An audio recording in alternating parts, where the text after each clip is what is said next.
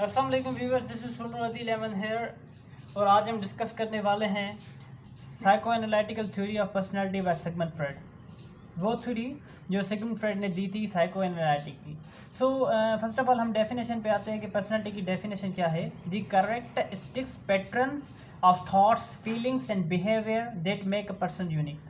किसी भी पर्सन की कैरेक्टरिस्टिक्स, उसके पैटर्न, उसकी थॉट, उसकी फीलिंग, उसकी इमोशन, उसके बिहेवियर कि वो एग्रेसिव माइंड का है, असर्टिव माइंड का है, कौन से माइंड का है, उसकी फीलिंग कौन सी है, उसकी इमोशन कैसी है, वो कैसे बिहेवियर करता है, जो कि उस पर्सन को यूनिक बनाती है, उसे हम कहते हैं पर्सनैलिटी। और हम डिस्कस करने वाले हैं जो हमारा मेन टॉपिक है psycho analytical theory of personality. उसमें से सबसे पहले आता है instincts, part of mind, structure of mind, number 4 जो है उसको हम कहते हैं साइको सेक्सुअल स्टेज, और नंबर लास्ट में आता है हमारा defence mechanism.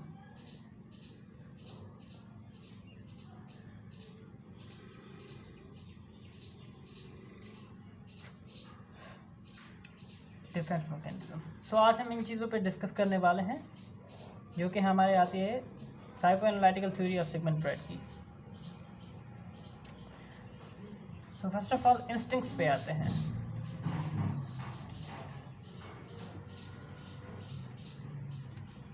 There are two instincts. There are two instincts. Number 1 eros, number 2 thanatos. So according to Sigmund Freud there are two instincts of personality, एक है eros और एक है thanatos। eros का मतलब है instinct to life,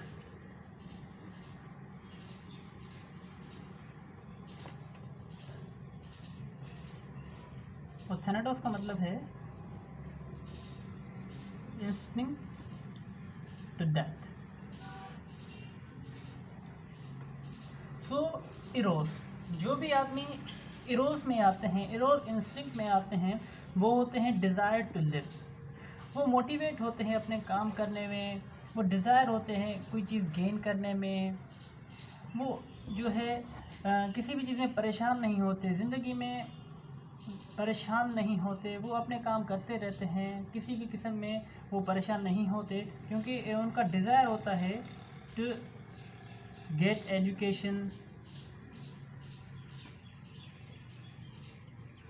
वो सीखते रहते हैं और जो है वो हमेशा पॉजिटिव वे में सोचते हैं। और जो कि इंस्टिंक्ट टू डेथ है यानी कि थैनाटोस है, वो जो भी इस थैनाटोस में आते हैं वो डिज़ायर टू डेथ होते हैं, हमेशा परेशान होते हैं, डिप्रेस्ड होते हैं, हमेशा उनके माइंड में यही ख्यालात आते हैं कि हमें सुसाइड करना है, हमें खुदकशी करनी है, हमारी ज़िंदगी में ये मसले क्यों है, ये हमारे साथ ही क्यों हो रहा है। जो भी लोग ऐसे पर्सनैलिटी के मालिक हों वो आते हैं थैनाटोस में। सो उसके बाद हमारा आता है parts of mind.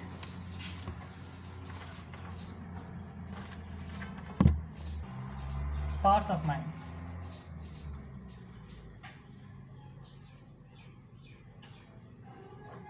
Parts of mind में आते हैं नंबर 1 कॉन्शियस,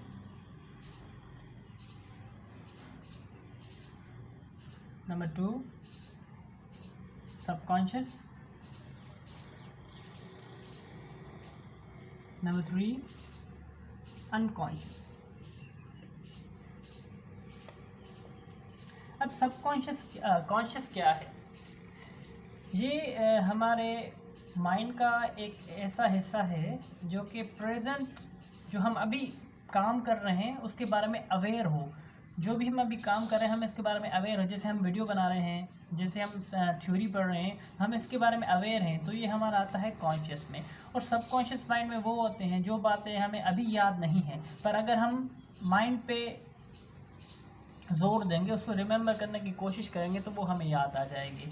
और अनकॉन्शियस माइंड होता है, ये हमारे माइंड का बिग पार्ट होता है, इस बिग पार्ट होता है हमारे माइंड का। और इसमें बहुत सी पेनफुल फीलिंग, पेनफुल थॉट, पुरानी पुरानी बातें, सेक्सुअल डिज़ायर्स, ये चीज़ें सारी आती हैं इसमें। क्योंकि अकॉर्डिंग टू सिगमंड फ्रॉयड ये हमारे माइंड का सबसे बड़ा हिस्सा है। और जो है इसमें जो भी हमारे बचपन की बातें थी वो सारी हम इस अनकॉन्शियस माइंड में सप्रेस कर देते हैं। यहाँ से सेक्सुअल डिज़ायर्स होते हैं जिनको हम कभी किसी से शेयर नहीं कर सकते, उन सबको हम अनकॉन्शियस माइंड में सप्रेस कर देते हैं। उसके बाद आता है स्ट्रक्चर ऑफ माइंड।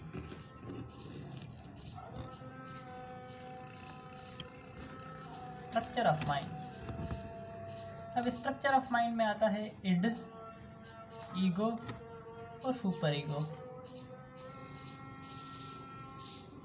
अब ये जो इड है वो बर्थ से लेके होता है, जब भी बच्चा पैदा होता है तो उसमें इड डेवलप हो चुका होता है, ये बर्थ से होता है। ये एक ऐसा स्ट्रक्चर है जो हमें बर्थ से लेकर हमें होता है। उसके बाद ईगो डेवलप होता है और सुपर ईगो डेवलप होता है। जो ईगो है, ये इड है, वो क्या करता है कि आपको मजबूर करता है चीज़ें करने में। ये नहीं सोचता कि ये चीज़ें सही हैं कि गलत है, बस ये आपको इन चीज़ों में मजबूर करेगा कि ये चीज़ें आप करें, और जो कि वो बहुत ही आपको सुकून देती होगी, रिलैक्स फील कराती होगी। और जो है ईगो है वो बीच का रास्ता निकालता है, यानी कि ईगो कहता है कि दोनों को नाप तोलता है, बीच का रास्ता निकालता है, क्योंकि ये रियलिटी प्रिंसिपल पे वर्क करता है। और जो सुपर ईगो है वो हमेशा मना करता रहता है कि ये नहीं करना, वो नहीं करना, क्योंकि ये जैसे कि हमारे पेरेंट्स हमें मना करते हैं, ऐसे ही सुपर ईगो काम करता है और ईगो इन सबको बैलेंस करता है, ये बीच का रास्ता निकालता है। तो ऐसे कहते हैं स्ट्रक्चर ऑफ माइंड। उसके बाद लास्ट में हम आपको बताते चलें कि साइकोसेक्सुअल स्टेजेस जो थे,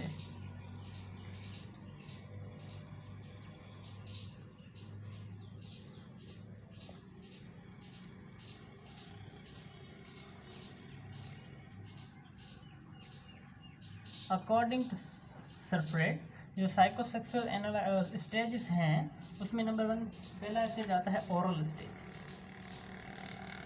नंबर 2 आता है anal stage, number 3 phallic, number 4 latency, और नंबर 5 जो हमारा आता है वो है जेनेटल स्टेज। तो ये हमारे 5 स्टेज हैं जो कि फ्रेड ने दिए थे। ओरल स्टेज में क्या होता है, जैसे इसका फोकस पॉइंट होता है वो होता है हमारा माउथ, और इसका फंक्शंस क्या होते हैं, लाइक चीविंग, बाइटिंग, सकिंग। और ये जो होता है बर्थ से लेके 18 मंथ तक। और इसकी जो फिक्सेशन है, इसकी फिक्सेशन ये है कि जब भी किसी भी बच्चे की माउथ ट्रेनिंग सही नहीं होती ओरल स्टेज में, तो वो आगे चल के स्मोक करता है, शराब पीता है, अल्कोहल का यूज़ करता है, ये इसकी फिक्सेशन है। और एनल फेज पे आते हैं, जो एनल स्टेज है वो 18 मंथ से लेकर 3 या 4 साल तक होती है। और इसमें क्या होता है कि बच्चे की टॉयलेट ट्रेनिंग होती है, टॉयलेट ट्रेनिंग। तो अगर ये टॉयलेट ट्रेनिंग सही नहीं हुई तो इसकी फिक्सेशन ये है कि बच्चा जो है आगे चल के अपने आप को सेट करने में सही नहीं रहेगा। जैसे कि आपने कोई बच्चे ऐसे देखे हैं जो अपना सामान सही से नहीं रखते, ऐसे ही फैले पड़े होते हैं, उनकी आप अलमारी खोलेंगे तो ऐसे गंद कचरा लगा पड़ा होता है, क्योंकि उसकी जो एनल ट्रेनिंग होती है, जो टॉयलेट ट्रेनिंग होती है वो सही नहीं होती है। और फैलिक स्टेज जो है वो 3 से 5 या 6 साल तक होती है, जिसमें क्या होता है कि बच्चा जो है अपने पेरेंट्स की तरफ अट्रैक्ट होता है सेक्सुअली। लाइक बॉय है तो मदर की तरफ, अगर गर्ल है तो फादर की तरफ अट्रैक्ट होते हैं सेक्सुअली। और इसकी जो है फिक्सेशन ये है कि वो रिलेशनशिप में वीक होते हैं, फेल इन रिलेशनशिप में फेल हो जाते हैं। लेटेंसी, ये हमारी जो स्टेज है, ये हम जब इसकी फोकस पॉइंट है कॉलेज, स्कूल, इसमें क्या है, इसमें हम लर्निंग करते हैं, इन्वायरमेंट से सीखते हैं, और इसकी कोई फिक्सेशन नहीं है। और जेंटल ये है कि जेंटल ये में क्या होता है कि हम अपोजिट जेंडर जो है उससे अट्रैक्ट होते हैं सेक्सुअली, और इसका भी कोई फिक्सेशन नहीं है। तो ये थी हमारी psycho analytical theory by Sigmund Freud. So उम्मीद है कि आपको पसंद आई होगी, क्योंकि हमने ये शॉर्ट वीडियो बनाई है। अभी इसके बाद थोड़ा सा डिस्कस किया, इसकी डिटेल वीडियो आगे आएगी इंशाल्लाह, जिसमें हम डिफेंस मैकेनिज्म भी आपको बताएंगे। सो उम्मीद है कि आपको वीडियो पसंद आएगी। अगर पसंद आई है तो प्लीज़ हमारे चैनल को सब्सक्राइब करें और हमें सपोर्ट करें। Thank you.